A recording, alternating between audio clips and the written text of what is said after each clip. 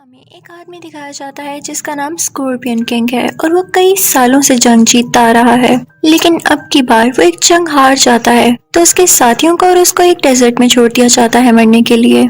कई दिन गुजर जाते हैं और उसके सारे साथी मर जाते हैं। अब वो बाकी बचता है तो वो गॉड से प्रे करता है कि आप मेरी जान बचा लें, सिर्फ तब तक जब तक मैं दुश्मनों को हरा दूं, उन्हें मार दूं और उसके बाद मैं आपको अपनी जान देने को तैयार हूँ। तो वहाँ का गॉड उसकी प्रे सुन लेता है। यानी एक ऐसी चीज जिसे वो लोग गॉड कहते थे। वो स्कॉर्पियन किंग को काफी ज्यादा आर्मी देता है और उस आर्मी का लीडर बना देता है उसको।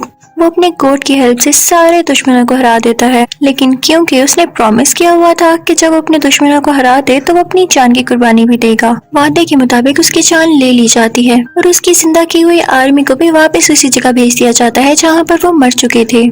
ये था पास्ट का टाइम। अब हम देखते हैं कि कई हजार साल गुजर चुके हैं, लेकिन अभी भी स्कॉर्पियन किंग और वो आर्मी अभी भी उसी जगह पर मरी पड़ी है, उनमें कोई मूवमेंट नहीं है। अब सीन चेंज होता है और हम ड्रेक और एवेलीन को देखते हैं। इन चंद सालों में उनकी शादी हो चुकी थी और उनका एक क्यूट सा बेटा भी था जो कि उन्हीं के साथ उन्हीं जैसे काम करता था। और आजकल वो उस जगह पर थे जहाँ पर स्कॉर्पियन किंग ने अपनी आखिरी जंग लड़ी। एवेलीन को एक सीक्रेट डोर नजर आता है। वो जब उस डोर को खोलती है तो उसके अंदर एक बॉक्स होता है। उस बॉक्स के खोलने पर उसे स्कॉर्पियन किंग का एक कड़ा मिलता है, एक ब्रेसलेट नजर आता है। लेकिन जो उस बॉक्स पर लिखा हुआ था शायद उसने वो ठीक से नहीं पढ़ा था। उस पर लिखा था कि इस बॉक्स को खोलते ही दरिया वहाँ पर बहुत सारा पानी आ जाता है। जैसे तैसे करके वो तीनों अपनी जान बचा के वहाँ से बाहर आ जाते हैं और फिर वो अपने मुल्क शिफ्ट हो जाते हैं, इजिप्ट से बहुत ज्यादा दूर। उस दौरान हमें ये दिखाया जाता है कि जिस जगह पर प्रीस्ट की डेथ हुई थी और उसकी वो बुक गुम हो गई थी जिससे वो किसी को भी जिंदा कर सकता था, वहाँ पर कुछ लोग खुदाई कर रहे होते हैं और उन्हें वो बुक वहाँ से मिल जाती है।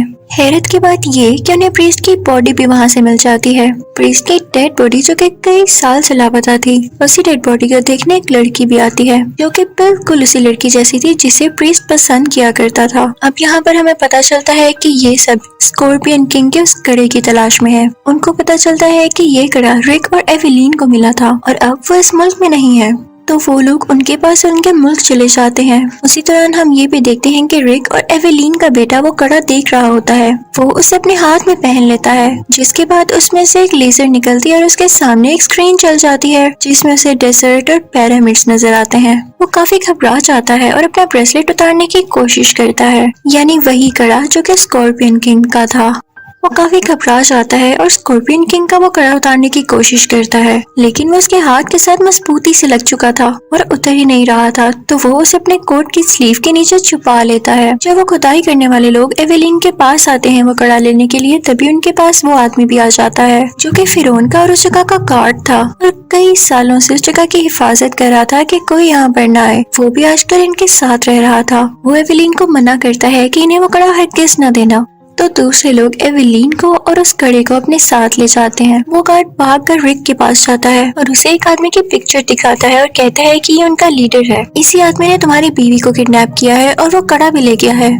तो रिक का बेटा उनसे कहता है कि आप लोग परेशान ना हो, कड़ा मेरे पास है और ये आदमी को मैं जानता हूँ, ये आदमी म्यूजियम में काम करता है। अब ये लोग म्यूजियम के लिए निकल पड़ते हैं। गार्ड रिक को बताता है कि जैसे कि तुम्हारे बेटे ने ये कड़ा पहन लिया है, अब इस कड़े के पहनते ही स्कॉर्पियन किंग 7 दिन के अंदर अंदर जिंदा हो जाएगा।